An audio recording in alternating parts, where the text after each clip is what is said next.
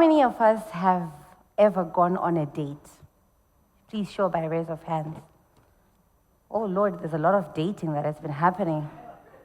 Looks like a lot of us have been. All right, so almost everybody in this room has been on a date with somebody. So imagine you've gone on a date with someone for the first time. You obviously meet and you start introducing yourself. So you give them a chance to introduce themselves to you first. So there they go. They start telling you about, their work, their day, and then immediately they start complaining about their family problems. They start complaining about their boss. They start complaining about the economy, how long it's taking for them to get to work, how they can't find US dollars, how the rate is doing this and that. Are you going to stay after that conversation? Are you going to continue with that person? And it's simple. The main reason you're not going to continue or see a future with that person is because they have just gone in so negative. And no one wants to associate themselves with negative feelings, correct? And that's just about it when it comes to personal branding. How to not look like your problems. If I came here today dressed like my problems, were you going to give me the time of day? Or all the speakers, or even the ones that are in the audience, if you're going to come with all the challenges and the problems that are coming at you, and you show us that perfect picture of your challenges, do you think anyone was going to look at you? Absolutely not. So personal branding is a continuous way of how you show your image to the public, to yourself, as well as how you relate with other people. Problems are always going to be there. We cannot avoid that. But challenges and setbacks are meant to give us lessons that prepare us for the future. They are not meant to discourage us or for us to show people that we're going through this negative space, so we're so down, it's so bad, and hence we can't move. The reason why it's important to brand yourself as an individual is one, it's important for your legacy. Number two, it's important for you to put yourself out there because you're able to share what you know with other people, which can benefit somebody who has no access to that information at that particular point in time. The internet doesn't forget. So when we brand ourselves, people think that when we're talking about personal branding, we're saying you need to go and tell them what you ate today. You need to show them what you're looking like. You need to, show them which car you're driving. No. You can share your expertise. You can share your accomplishments with the world. That sets you apart. So the important thing about personal branding is it's showing you or showing everybody else what's unique about you. What sets you apart from the world? Why do I need to go to lawyer A instead of going to lawyer B? Why do I choose to employ Tinoda A and not Tinoda B? Personal branding. Nowadays, the world is so global. It's a global village. Everything is online. I want you to do one exercise after my talk. I want you to go online, go on Google, and look for yourself. What's going to come out? Are there old pictures from Facebook that you took 2012 and you're posing like this and you're doing all of that? What's going to come out? Are you still that person that poses like this when taking selfies, or you take selfies like this? Is that what you're still doing? Absolutely not. Back then we had selfie sticks. Maybe there's a selfie of you using a selfie stick. It's now outdated technology. But is that person still there? No. So the world can define who you are, but is that truly who you really are? There's a difference. You have a chance to tell the world who you are using your personal brand. And that is how you do not look like your problems.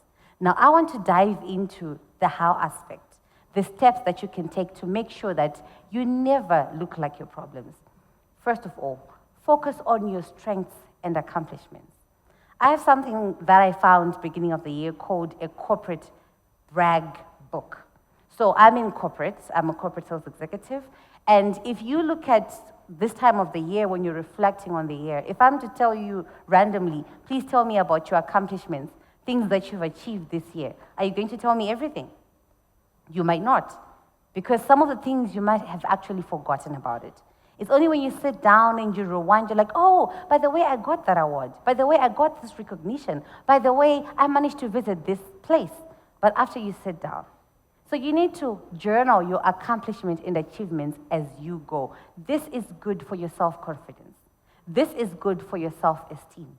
I always tell people, I wish there was an award that says the most humble entrepreneur of the year or the most humble employee of the year. Has anyone ever heard of that? It doesn't exist.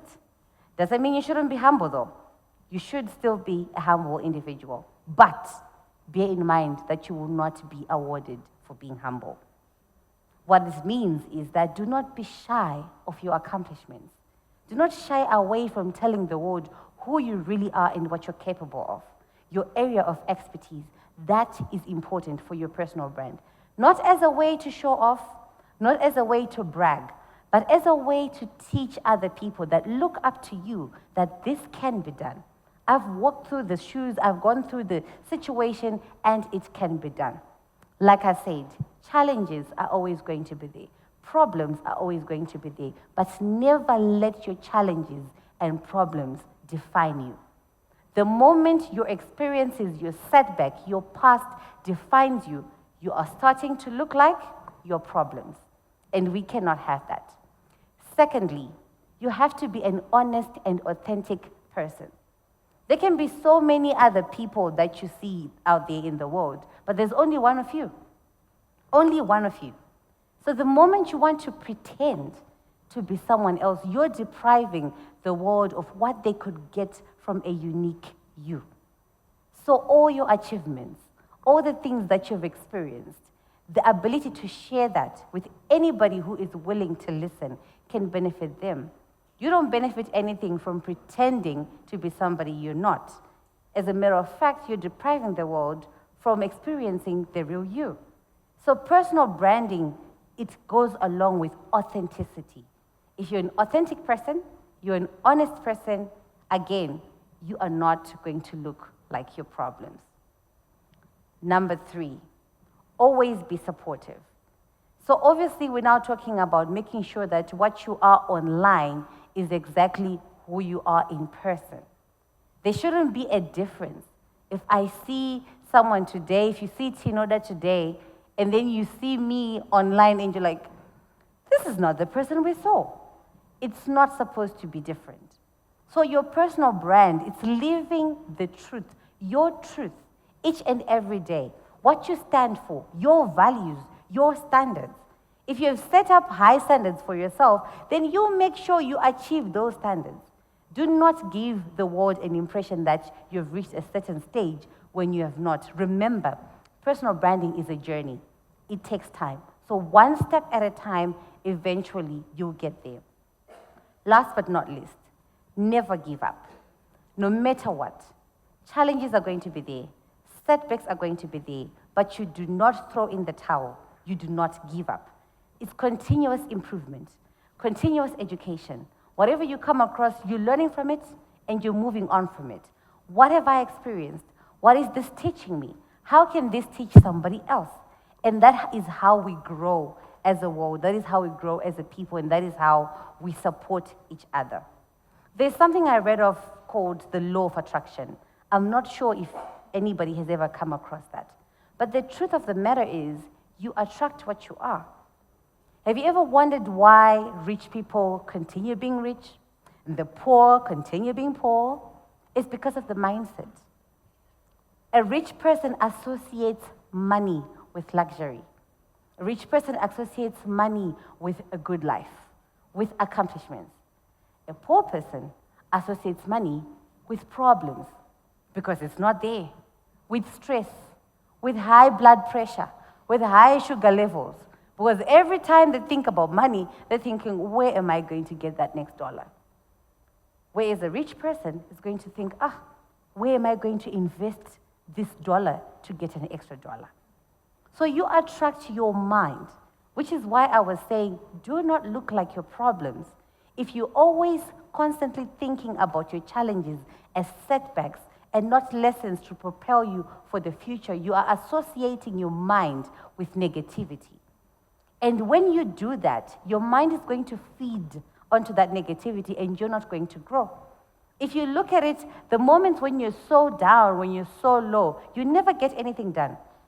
You will be behind when it comes to your schedules, your work. You can even be having a terrible day and then bump into someone in the road, or just you're reversing and you just don't look back, and then you get into the car that's behind you and already it's a terrible day and now it's worse because your mind is feeding negative thoughts. So always make sure that when it comes to your brand, you're associating it with your accomplishments, your achievements.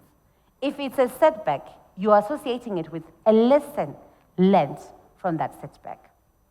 To finish off, the definition of personal branding that I like the most is by Jeff Bezos, which says, personal branding is what people say about you when you're not in the room.